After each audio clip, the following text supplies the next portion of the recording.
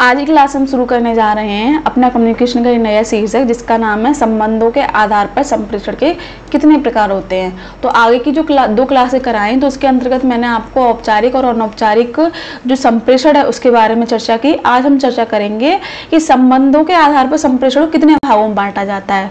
तो यहाँ पर जान लें कि संबंधों के आधार पर संप्रेषण को 4 भागों में देखा जा सकता है या बांटा जा सकता है। पहला आपका आएगा अंतर्वैयक्तिक संप्रेषण। तो इसे अंतर्वैयक्तिक संप्रेषण में क्या होता है कि इसे देखिए इंट्रापर्सनल कम्युनिकेशन भी कहते हैं। अंतर्वैयक्तिक संप्रेषण को इंट्रापर्सनल कम्युनिकेशन भी कहते हैं। तो ये क्या है कि एक मनोवैज्ञानिक प्रक्रिया है जो स्वयं के आत्मचिंतन एवं विचार पर आधारित है। देखिए इसमें बात क्या कही गई है कि अंतर्वैयक्तिक संप्रेषण। अंतर्वैयक्तिक संप्रेषण देखिए क्या होता है, जब व्यक्ति स्वयं से सवाल करे, स्वयं से आत्मचिंतन करे, तो वो स्वयं से ही तो बात कर रहा है कि क्या मैंने ये काम सही किया, क्या मैंने ये काम गलत किया, क्या मुझे दूसरों से ऐसा व्यवहार करना चाहिए था, तो दूसरे ने मुझसे ऐसा व्यवहार किया तो क्यों किया। तो क्या इसमें चिंतन मनन कर रहे हैं, ठीक है। और देखिए ये आपने देखा भी होगा कि ज़्यादातर चिंतन मनन कब होता है, जब आप फ्री टाइम में होते हो, अकेले होते हो, तब आप सोचते हो कि क्या मैंने ये काम सही किया, क्या ये होना चाहिए था, क्या उसने मुझसे ये बात करी तो क्यों की उसने मुझसे ये बात, क्या मेरे व्यवहार में कोई कमी रह गई थी। तो ऐसे कई आपके सामने क्या है सवाल आते हैं, तो उनका जवाब आप स्वयं से ही देते हो। तो ये क्या क्या कहलाएगा हमारा अंतर्वैयक्तिक संप्रेषण, यानी खुद से ही बात करना, खुद का ही आत्मचिंतन मनन करना, ठीक है। तो वो कहलाएगा आपका इंट्रापर्सनल कम्युनिकेशन। इंट्रापर्सनल कम्युनिकेशन, अंतर्वैयक्तिक संप्रेषण, ठीक।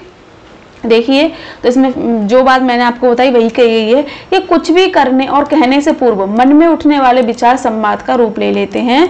इसमें संदेश प्रेषक प्राप्त करता है एक ही व्यक्ति होता है। बिल्कुल इसमें क्या है, जो सवाल जवाब किए जा रहे हैं वो स्वयं से ही तो करते हैं, तो हमारे ही सवाल होते हैं, हमारे ही जवाब होते हैं।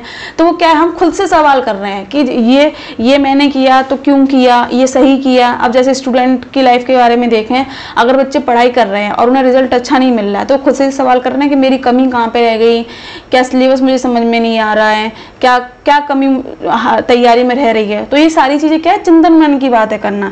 तो ये किससे करेंगे, स्वयं से करना।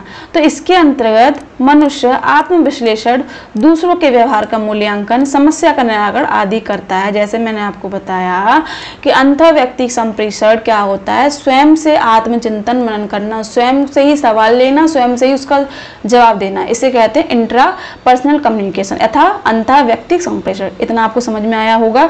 अब बात करें अंतर्वैयक्तिक संप्रेषण, दोनों में अंतर है। अंतः यानी स्वयं, यानी कि आत्मा, ठीक है, आत्मचिंतन, और अंतर यानी कि दूसरे से, ठीक है। तो इसमें क्या अंतर्वैयक्तिक संप्रेषण यानी कि इंटरपर्सनल कम्युनिकेशन। अब देखिए इसमें क्या बात कही गई कि इस प्रकार का संप्रेषण प्राय 2 या 2 से अधिक व्यक्तियों के मध्य विचारों तथा सूचनाओं के प्रत्यक्ष अथवा अप्रत्यक्ष आदान प्रदान के लिए होता है। अंतर्वैयक्तिक संप्रेषण सामाजिक संबंधों पर आधारित होते हैं। इसके अंतर्गत 2 या 2 से अधिक लोगों के मध्य अंतःक्रिया का होना आवश्यक है। अब देखिए अंतर्वैयक्तिक में क्या था, व्यक्ति स्वयं से बात करता है, लेकिन अंतर्वैयक्तिक यानी इंटरपर्सनल कम्युनिकेशन में क्या है, जो व्यक्ति है वो दूसरों से बातचीत करता है, दूसरों के सामने अपने भावों को रखता है, विचारों को रखता है। फिर क्या है, वो लोग उसकी क्या प्रतिपुष्टि करते हैं, उत्तर देते हैं, तो है ना। तो क्या इसमें क्या चलती है, 2 या 2 से अधिक व्यक्तियों के बीच जो अंतःक्रिया हो रही है, विचारों का आदान प्रदान हो रहा है, तो उसे हम कहेंगे अंतर्वैयक्तिक संप्रेषण, ठीक। तो देखिए इसमें संचारक को शीघ्र ही फीडबैक मिलने लगता है। देखिए फीडबैक कैसे मिलने लगता है, देखिए आप मौखिक रूप से किसी से बात कर रहे हैं, आप कोई बात कह रहे हैं, दूसरा वाला क्या आपको प्रत्युत्तर दे रहा है, तो इससे क्या होता है, फीडबैक से तात्पर्य क्या है, आपको तुरंत ही क्या है प्रतिपुष्टि मिल रही है, आपको समस्याओं का समाधान आपको मिल रहा है, या दूसरों को उसकी समस्या का समाधान उससे जल्दी मिल रहा है, ठीक है। तो इसके अंदर देखिए साक्षात्कार, कार्यालय वार्तालाप अंतर्वैयक्तिक संप्रेषण के उदाहरण हैं, ठीक। यानी कि जैसे साक्षात्कार, जब हम किसी का इंटरव्यू लेते हैं तो हम अपने विचारों को उनके सामने रखते हैं, उनसे सवाल जवाब करते हैं, तो वो हमारे सवालों का क्या जवाब देते हैं, है ना। तो वो बात इसमें कही गई है। अब देखिए अंतर्वैयक्तिक संप्रेषण को क्या है, 2 प्रकार से बांटा गया है, ठीक है। तो कौन कौन से प्रकार हैं, पहला आपका है केंद्रित संप्रेषण, विकेंद्रित संप्रेषण। याद रखेंगे कि आपका जो केंद्रित संप्रेषण है, विकेंद्रित संप्रेषण है, वो अंतर्वैयक्तिक संप्रेषण है या फिर अंतःवैयक्तिक संप्रेषण है। तो कौन सा आपका अंतर्वैयक्तिक संप्रेषण, ठीक है। अब देखिए केंद्रीय संप्रेषण में क्या कहा गया है इस प्रकार के संप्रेषण में सूचना का भटकाव नहीं होता। जिनके बीच संप्रेषण होता है वे ध्यानपूर्वक आपस में संप्रेषण करते हैं। इसमें केंद्रीकरण सूचना की तरफ होता है। देखिए इसमें क्या बात कही है, जो केंद्रित संप्रेषण होता है तो ये किसी गंभीर मुद्दे को लेकर किसी बात पर अगर संप्रेषण किया जा रहा है, बातचीत हो रही है, तो उसमें पूरा जो ध्यान रहता है वो केंद्रित किस पे रहता है, सूचना पर रहता है। ठीक है, तो इसमें क्या है, ध्यान भंग की कोई स्थिति उत्पन्न नहीं होती। वहीं विकेंद्रित संप्रेषण से तात्पर्य क्या है कि इस प्रकार का संप्रेषण एक से अनेक व्यक्तियों के मध्य होता है। इसमें संभव है कि कुछ लोग सूचना के प्रति विशेष रूप से सक्रिय हों और कुछ लोग सूचना को अनसुना करते हैं। बिल्कुल, जो केंद्रित संप्रेषण होता है इसमें क्या होता है, विशेष मुद्दे को लेकर कोई बात की जाती है तो सभी लोग ध्यान से सुनते हैं। विकेंद्रित संप्रेषण में क्या होता है, जब दो या दो से अनेक स्थिति में व्यक्ति हों और कोई बातचीत चल रही है तो इसमें क्या, कुछ लोग तो इंटरेस्ट दिखाएंगे, कुछ लोग नहीं दिखाएंगे। जिनके लिए उपयोगी वो तो सुनेगा, जिसके लिए उपयोगी नहीं है वो नहीं सुनेगा। तो इसमें क्या है, बिखराव की स्थिति पाई जाती है, हर कोई इतना महत्व इसको नहीं देता है। ठीक है, तो ये बात आपको समझ में आई होगी। चलते हैं जन संप्रेषण पर, यानी कि मास कम्युनिकेशन पर। तो ये क्या चीज़ है, तो इसका तात्पर्य यह है कि संप्रेषण प्रक्रिया में जनसंचार सर्वाधिक प्रभावी एवं व्यापक प्रक्रिया मानी जाती है। किसी भी व्यक्ति या संगठन में स्वयं के विचारों को अधिक व्यक्तियों तक एक ही समय में पहुंचाने के लिए जनसंचार उपयुक्त उपाय है। अब देखिए इसमें क्या बात कही गई है, कोई व्यक्ति अपने विचारों को क्या है, बहुत से व्यक्तियों के मध्य पहुंचाना चाहता है। ठीक है, तो कैसे उन विचारों को एक दूसरे तक पहुंचाई जाए, कैसे क्या है वो आम जनता भी उसके विचारों से सहमत हो। तो इसमें क्या है, जैसे जो सरकार है तो वो अपनी नीतियों को जनता के तक कैसे पहुंचाएगी, कैसे उन तक उनकी जानकारी पहुंचाएगी, तो वो किसका सहारा लेगी, न्यूज़ चैनल्स का। ठीक है, टीवी का, पत्रिकाओं का, समाचार पत्रों का। तो इसके माध्यम से क्या है, जो आपकी जो जनता है उस तक क्या है, आपका जो जानकारी है वो पहुंच जाएगी।